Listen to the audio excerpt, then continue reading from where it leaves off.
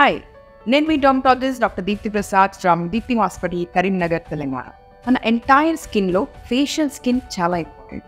ఎందుకంటే external environmental పొల్యూషన్స్కి కానీ ఎక్స్ట్రీమ్ క్లైమాటిక్ చేంజెస్, వేడిదనం, చల్లదనం అండ్ ఆల్సో మేకప్ ప్రోడక్ట్స్ ఎక్కువ యూజ్ చేసే body part is facial skin. అందుకని ఫేషియల్ స్కిన్ని ప్రాపర్గా క్లెన్స్ చేయడం is very important. So today's topic is how to use a face wash correctly. And also మన external బ్యూటీలో the most presentable part is face. So ఫేస్ని నీట్గా మనం ఎలా ఉంచుకోగలుగుతాం?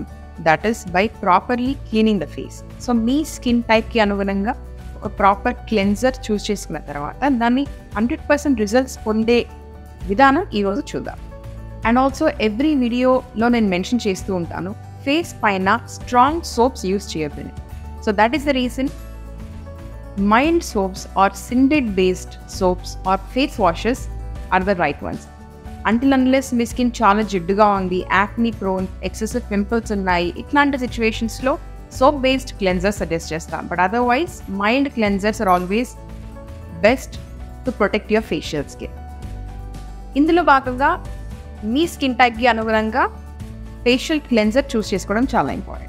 So please get back to my old video on how to determine your skin type. Me skin type oily, dry, combination or normal skin. దానికి అనుగుణంగా facial cleanser చూస్ చేసుకోవాల్సిన పరిస్థితి. So ఇప్పుడు చెప్పబోయే 5 పాయింట్స్ మీరు ప్రాపర్గా అండర్స్టాండ్ చేసుకొని మీ ఫేషియల్ స్కిన్ క్లెన్జింగ్ ప్రాసెస్లో ఇన్కార్పొరేట్ చేసుకున్నప్పుడు మీకు 100% రిజల్ట్స్ వస్తాయి. అందులో number 1, avoid using face wash or a cleanser on dry skin. అంటే స్కిన్ని ప్రాపర్గా వెట్ చేయాలి. వెట్ చేసిన తర్వాతనే small quantity of face wash తీసుకొని ఫేస్ మీద అప్లై చేయడం స్టార్ట్ చేయాలి. So do not use on dry skin. Second point is use right quantity of face wash. చాలా కొంచెం లేదా చాలా ఎక్కువ కాకుండా మీరు యూజ్ చేస్తున్నప్పుడు మీకు అర్థమవుతుంది. Little quantity which will be sufficient for face and neck and ప్రాపర్గా నురుగు వచ్చేటట్టుగా సరిపోయే క్వాంటిటీ తీసుకుంటే సరిపోతుంది.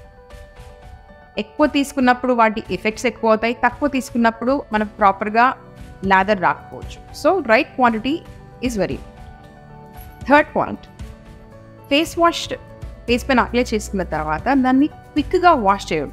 అట్లీస్ట్ 2 to 3 minutes ప్రాపర్గా మసాజ్ చేసి all areas of the face, cheeks, around the nose, around the mouth, under eye area, forehead, on the ears and neck, front part, back part అన్ని parts cover అయ్యేటట్టుగా 2 to 3 minutes massage చేసినప్పుడు ఆ face వాష్లో ఉండే ingredients ప్రాపర్గా స్కిన్లో penetrate అయ్యి ఆ surfactant effect పనిచేయడానికి అంత టైం అయినా మనకు కావాలి. అప్పుడే ఆ డర్ట్ రిమూవల్ అనేది జరుగుతుంది. పాయింట్ 4, యూజువలీ ఫేస్ వాష్ చేసిన తర్వాత టవల్స్తోనే అలా రబ్ చేస్తూ ఉంటాం. So that is not a right way to clean your face. Dub of the excess water, towel తోటి జస్ట్ ఎక్సెస్ వాటర్ని రిమూవ్ చేస్తూ స్మూత్గా క్లీన్ చేసుకోవాలి, స్మూత్గా డ్రై చేయాలి. So harsh rubbing of the face should be avoided. Last and most important point, face wash అయిపోయిన తర్వాత టవల్తో తుడుచుకున్న తర్వాత కొంచెం డాంప్గా ఉంటుంది, చాలా సప్పల్గా ఉంటుంది స్కిన్. ఇట్లాంటి సిచ్యువేషన్లో good quantity of facial moisturiser use చేసినప్పుడు 100% మన ఫేస్ క్లీనింగ్ అనేది కంప్లీట్ అయినట్టు. సో ఫేస్ వాష్ తర్వాత application of moisturiser is very very important. So these are the common mistakes మనం ఫేస్ వాష్ చేసే ప్రాసెస్లో అందరూ ఇట్లాంటి మిస్టేక్స్ చేస్తూ ఉంటారు. సో ఈ టిప్స్ గుర్తుపెట్టుకోండి అండ్ హోప్ ఈ information it will be useful to you.